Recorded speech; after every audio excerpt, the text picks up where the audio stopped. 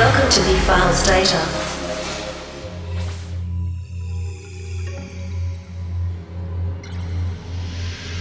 Like many other prominent fashion designers, Raf Simons is Flemish and from Belgium. It seems indeed that Paris is no longer the birthplace of the great fashion designers of the world. Simons was 48 years of age at time of data transmission.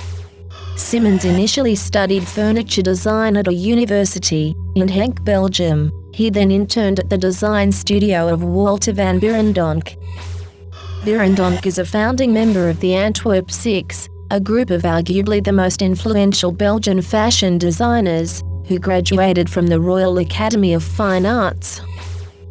Beirendonck then became Simons' mentor. A mentor is someone who gives a younger person advice. Mentis, from the Greek, is a noun meaning intent, purpose, spirit, and passion. He took him to Paris Fashion Week in 1991 and, quote, "The rest was history," end quote.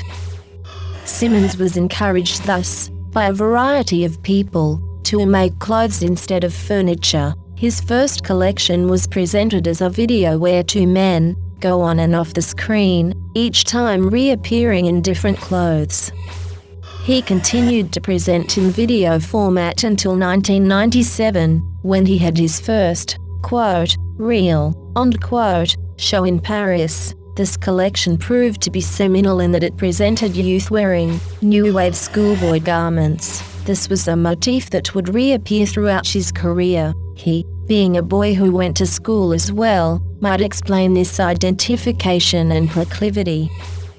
Raf Simons was also interested in techno and goth aesthetics. He also enjoyed bands like Joy Division. Another fascination was the HABA culture, with its roots in Rotterdam. In his 1998 show, members of the band Kraftwerk, German for power station, entities not normally capable of locomotion, walked the runway.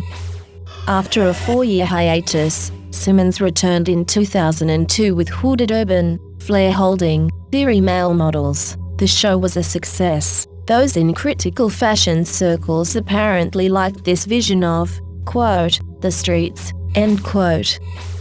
Menswear in fashion, it might be said, had been about utility with little room for fancy of fantasy. Simons was in part responsible for breaking down those restrictions.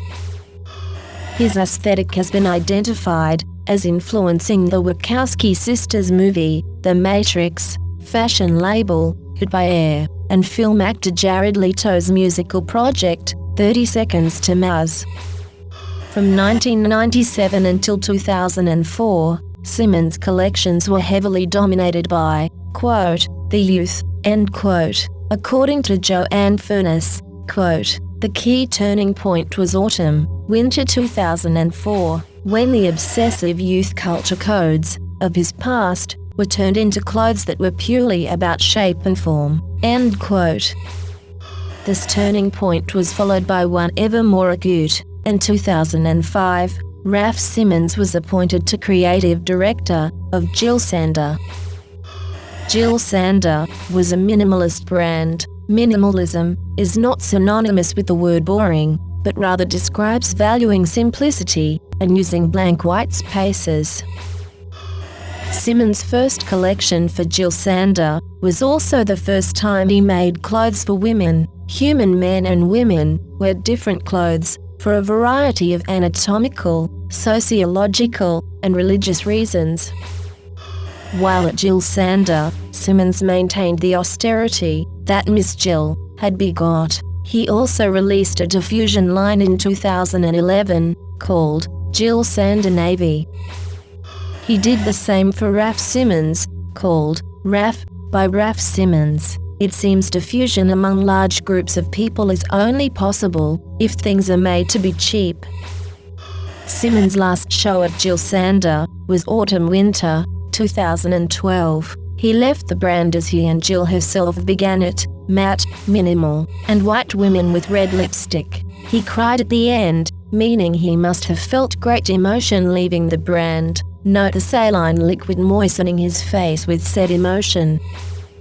Simons was busy elsewhere too. He collaborated with Fred Perry, beginning in 2008. In 2013, he released a capsule collection with shoemaker Adidas, which was, quote, wildly successful, end quote, and helped cement his influence on streetwear for the foreseeable future. Some have called this shoe, quote, the Ugg boot of the streetwear world, end quote.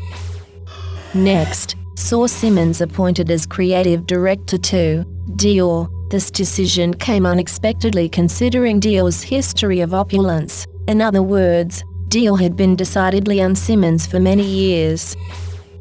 Raf Simons's first Dior collection was widely considered a success by the fashion establishment. The walls of the show were reportedly inspired by Jeff Koons, an expensive balloon artist Simons admires immensely.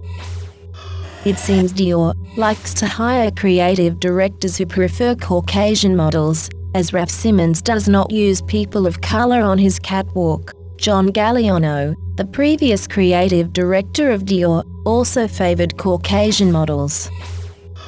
People of color have nonetheless worn Simons's clothes, particularly on the red carpet. The red carpet is a carpet that is red, which leads to the entrance into a place of award-giving. James Scully, who casts fashion models for more than 5 large brands, has spoken on this subject. He says, quote, I feel the Dior cast is just so pointedly white that it feels deliberate. I watch that show, and it bothers me. I almost can't even concentrate on the clothes because of the cast. End quote. The aesthetic for Simons's last collection for Dior was much the same as his first. The final collection was characterized by flowers and minimalism. Simons did not grow this time. This may suggest he might not have been as emotionally involved in Dior as he was in Jil Sander.